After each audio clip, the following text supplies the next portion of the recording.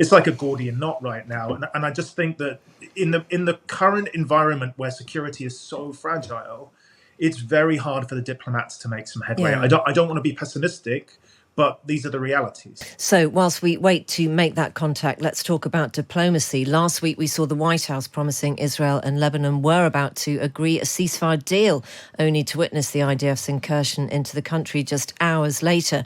This echoes a feeling in Washington that the events of the last year have shown the limits of US influence over Israel. So who, if anyone, does the Netanyahu government actually listen to?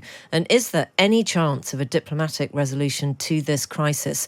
Well, let's talk now to Michael Stevens, who is Research Fellow for Middle East Studies at RUSI, the Royal United Services Institute. Michael Stevens, a very good afternoon from us. It's such an enormous question, but it's absolutely where we have to start. What do you believe the chances of any kind of a diplomatic resolution to this? At the moment, they're still quite small, I'm afraid. I think that Israel feels there's a number of security challenges that it has to deal with the military option. And obviously what happened last night, where Iran was firing as much as 200 missiles against the Israelis, sort of put that timeline back even further. And there's now diplomacy to stop that escalating as well. So you've got the sort of Israel-Hamas dynamic, you've got the Israel-Hezbollah and Lebanon dynamic, and now you've got Israel and Iran. So there's so many different aspects to this problem, which is making it incredibly complicated, because Gaza obviously has been going on for nearly a year. There are very unique circumstances there that the Qataris, the Egyptians and the Americans are working on. That is not the same as what is happening in Lebanon. And there are different actors in Lebanon, such as the French, such as the EU and the Americans, of course. And then all of a sudden now the Iranians are in the picture. So it's like a Gordian knot right now. And I just think that in the current environment where security is so fragile, it's very hard for the diplomats to make some headway. Yeah. I don't want to be pessimistic, but these are the realities. At what point do you believe that Israel might be able to say some security has been banked and therefore we are prepared to look again at diplomacy? Do we just have to accept that that is what is going to happen?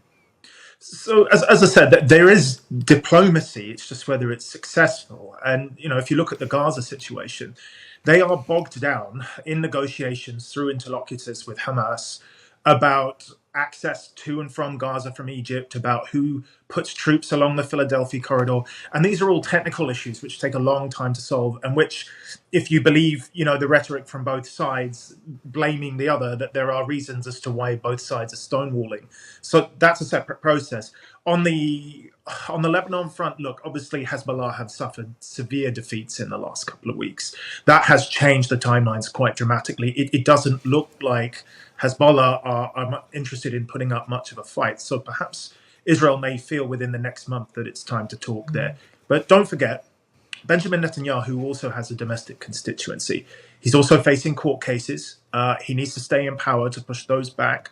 And I think there is a belief, particularly amongst Israelis to the center and the left, that he is stringing affairs out in the region in order to delay his own domestic political problems. Yeah, and it is worth noting, isn't it, Michael Stevens, that actually before the horrendous attacks of October the 7th, the party that Benjamin Netanyahu was leading and is still leading in Israel was looking a bit shaky. His stature was definitely shaky, wasn't it?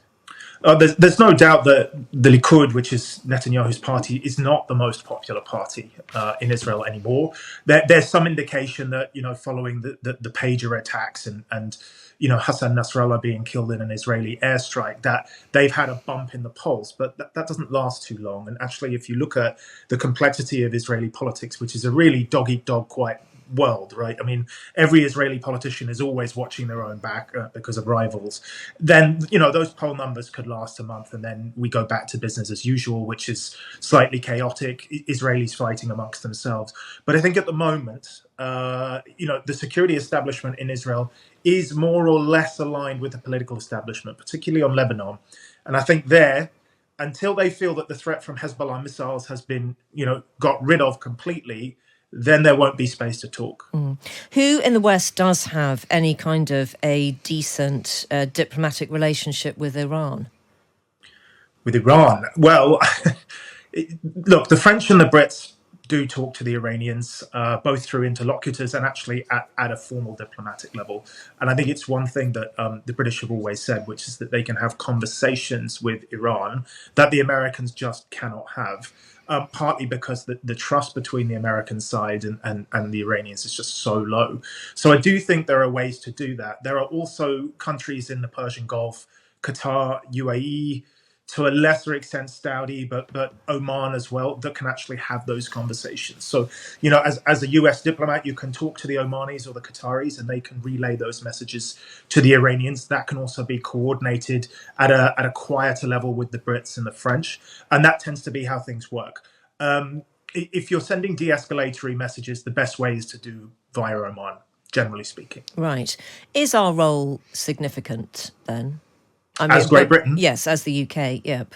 Yeah, I mean, in terms of shaping US policy and in terms of telling them what we're willing to go along with and what we're not willing to go along with, I think what was really important, when Israel mulled going in across the Lebanon border, there was this notion of a 21-day ceasefire.